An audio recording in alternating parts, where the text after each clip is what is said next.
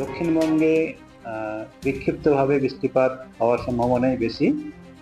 অনেক জায়গাতেই হালকা থেকে মাঝারি বৃষ্টিপাত থাকবে, তবে আহ, ভারী বৃষ্টিপাতের সম্ভাবনা আগামী 5 দিনে দক্ষিণবঙ্গে নেই। কেবল আমাদের যেটা বজ্রবিদ্যুৎ সহ বৃষ্টিপাত কোথাও কোথাও হচ্ছে, এটাই হওয়ার সম্ভাবনা থাকছে। কিন্তু আগামী 24 তারিখ বা তার আশেপাশে আরেকটা নিম্নচাপ বঙ্গোপসাগরে হওয়ার সম্ভাবনা রয়েছে, যার প্রভাবে আমাদের দক্ষিণবঙ্গে আগামী 23 তারিখের পর থেকে বৃষ্টিপাতের পরিমাণ বা 23 তারিখ থেকে বৃষ্টিপাতের পরিমাণ বেশি হওয়ার সম্ভাবনা থাকছে, যেখানে ভারী থেকে ভারী বৃষ্টিপাতের সম্ভাবনা থাকছে মূলত উপকূল ভাগের জেলা এবং পশ্চিমের জেলাগুলোতে। আর কলকাতা তার পার্শ্ববর্তী অঞ্চলে আমাদের আজকে অলরেডি একটা স্পেল আমাদের বৃষ্টিপাত হয়েছে, যেটা ঠান্ডা বজ্রবিদ্যুৎ সহ বৃষ্টিপাত। আজকে দুপুর 2:30 পর্যন্ত, সকাল সকাল 8:30 থেকে দুপুর 2:30 পর্যন্ত বৃষ্টিপাতের পরিমাণ কলকাতাতে আলিপুরে 32.6 32.6 মিলিমিটার।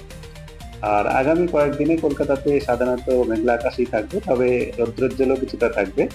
আর একটা দুটো স্পেলে যেমন আজকে হলে এরকম হালকা বা মাঝারি বজ্রবিদ্যুৎ সহ বৃষ্টিপাতের সম্ভাবনা কোথাও কোথাও থাকছে। এখন আমাদের মৌসুম আমাদের যে মনসুন সিজনের যেটা বৃষ্টিপাতের পরিমাণ, তাতে দক্ষিণবঙ্গে আমাদের 1 জুন থেকে আজকে 18 জুলাই পর্যন্ত বৃষ্টিপাত এক্সেস হয়েছে, বেশি হয়েছে, যেটা হচ্ছে আমাদের 564.4 মিলিমিটার হয়েছে, 435.7 মিলিমিটার স্বাভাবিক হয়। তার মানে 30% আমাদের বৃষ্টিপাতের পরিমাণ বেশি হয়েছে দক্ষিণবঙ্গে। কিন্তু উত্তরবঙ্গে বৃষ্টিপাতের পরিমাণ কম হয়েছে। উত্তরবঙ্গে যেহেতু আমাদের স্বাভাবিক বৃষ্টিপাতই বেশি হয়, স্বাভাবিকের থেকে কম আছে, কিন্তু বৃষ্টিপাতের পরিমাণ হচ্ছে 535.3 মিলিমিটার, 805.4 মিলিমিটার স্বাভাবিক হয়, 34% কম আছে। উত্তরবঙ্গে মূলত আমাদের উপরের যে 5টা জেলাতে তাতে বৃষ্টিপাতের পরিমাণ বেশি থাকে, তার জন্য কিন্তু এবারে ভারী বৃষ্টিপাত বা অতি ভারী বৃষ্টিপাত কম হয়েছে, তার জন্য স্বাভাবিকের থেকে বৃষ্টিপাত উত্তরবঙ্গে কম আছে। দক্ষিণবঙ্গের যে 3টি জেলায় সব থেকে বেশি বৃষ্টিপাত হয়েছে সেগুলি হচ্ছে বাঁকুড়া, পুরুলিয়া আর পূর্ব বর্ধমান। আর বাকি জেলাতেও বেশি বা স্বাভাবিকের মধ্যেই রয়েছে। কলকাতাতে আমাদের স্বাভাবিক বৃষ্টিপাতই হয়েছে। কলকাতাতে 486.4 মিলিমিটার হয়েছে, 502.2 মিলিমিটার স্বাভাবিক হয়, তো 3% কম আছে, স্বাভাবিক রেঞ্জেই আছে। আগামী কয়েকদিন আমাদের আবহাওয়ার যা পূর্বাভাস, তাতে উত্তরবঙ্গে বৃষ্টিপাত আগামী 2-3 দিনে বাড়ার সম্ভাবনা রয়েছে। আর দক্ষিণবঙ্গে এখন বৃষ্টিপাত স্বাভাবিক বা স্বাভাবিকের থেকে কিছুটা কম থাকার সম্ভাবনাই বেশি আগামী 3-4 দিন।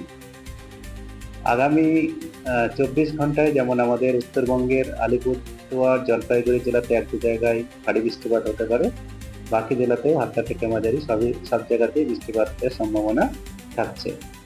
আর আগামীকাল ভারী থেকে অতি ভারী বৃষ্টিপাতের সম্ভাবনা রয়েছে দার্জিলিং, জলপাইগুড়ি জেলাতে, আলিপুরদুয়ার, কোচবিহার, কালিম্পং, নর্থ দিনাজপুর এসব জেলাতে ভারী বৃষ্টিপাতের সম্ভাবনা আছে।